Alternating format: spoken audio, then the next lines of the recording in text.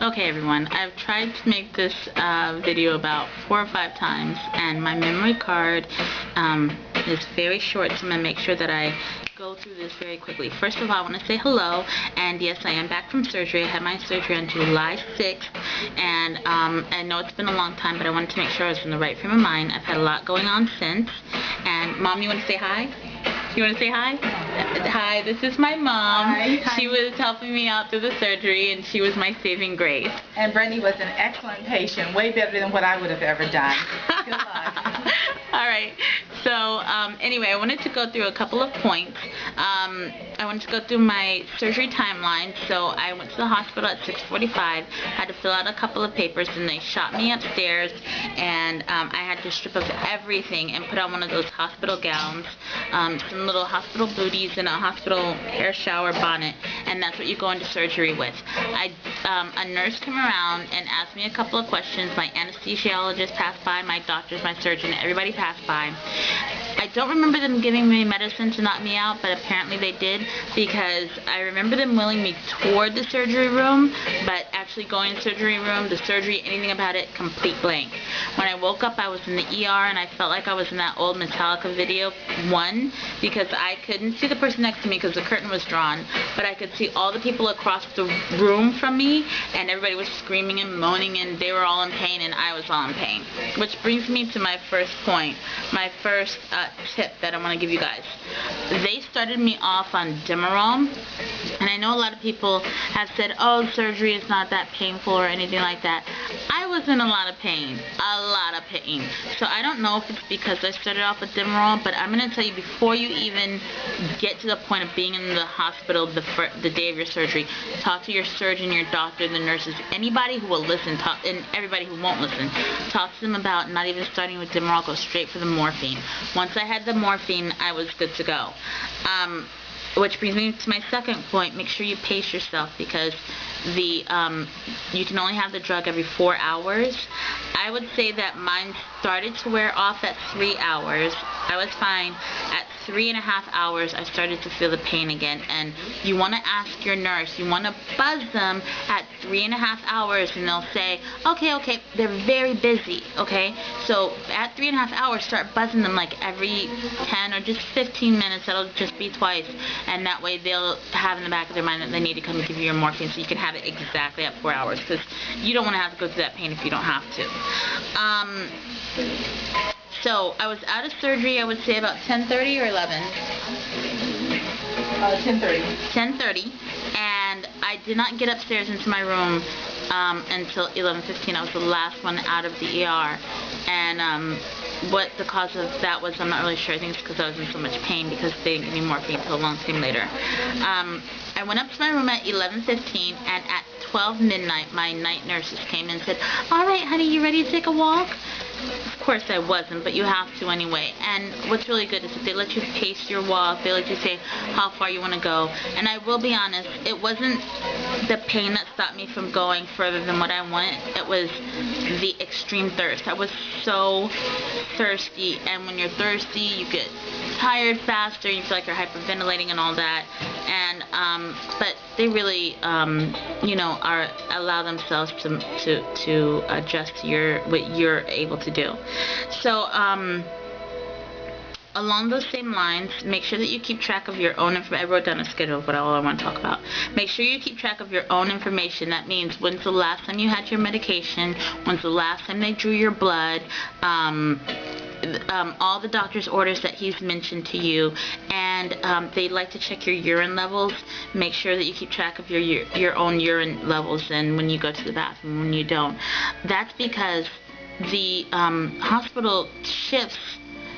All the nurses, they shift constantly, and so you need to make sure, for your own good, that you know your own information, and that it's communicated properly from nurse to nurse, because if they're doing something that's against doctor's orders, well, it's not going to affect them as much as it'll affect you. So make sure you stay on top of that. Very quickly, what to not pack and what to pack. I know I said in my last video that everybody said, oh, don't pack any books because you won't use them, and that I was going to pack some anyway, and I packed like 3. I totally overpacked, even though I only took 1 bag. Let me tell you what not to pack. Don't pack any books, don't pack any movies, don't pack any form of entertainment. You don't need it. By the time you are able to be awake and conscious long enough to want some kind of entertainment, at least at my hospital, we were able to rent a TV for like $5 a day or something that kind of swings around in front of you, and that's just for background noise, because really you're not there enough to really follow any storyline. So don't pack any of that. Don't pack any of your cute nightgowns or anything like that, because doctors are just going to whip that off of you. What you should pack are slippers that you can walk in. Pack a bathrobe that zips up in the front, so that when the doctors do come around, all you have to do is unzip, flap it open, and they can do what they have to do. Also, because when you have to go for your walks every, however often they make you walk, you don't want to be flashing everybody in the hospital, at least not yet. So make sure you have a bathrobe that covers you from behind, because the hospital gowns, they just, I don't know. For the ladies, I would recommend for your underwear that you would pack some boy shorts. Those are the boy style shorts that kind of come a little bit lower on your rear end and kind of fully cover your hips and everything like that.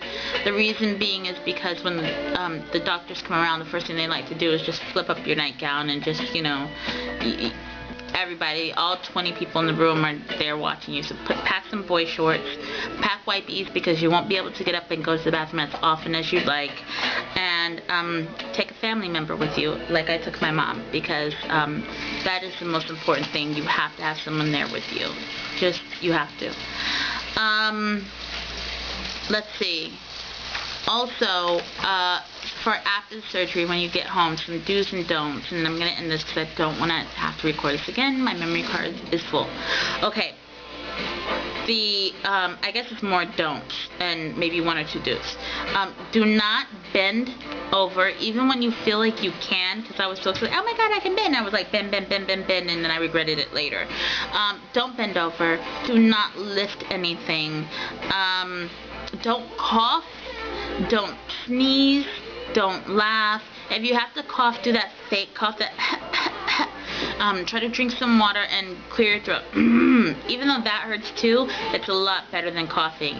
If you have to sneeze, I suggest you do that face, that sneeze that you hold in, and then stare at bright light, and that kind of gets rid of the sneeze too.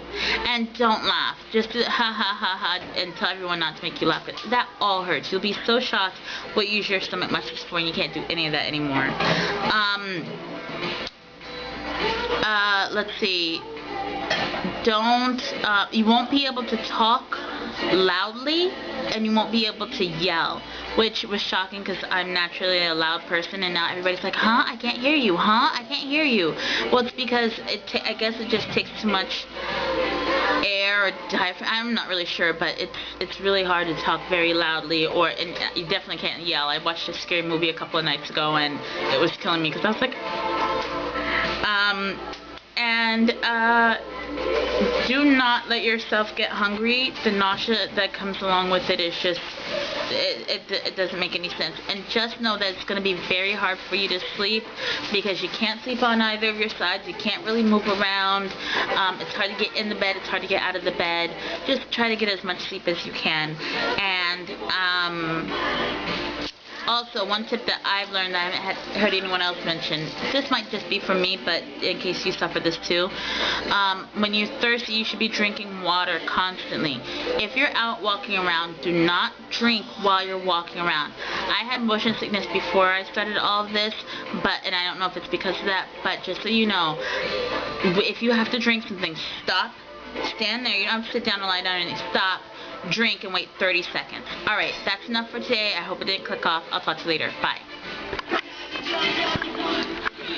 Yay!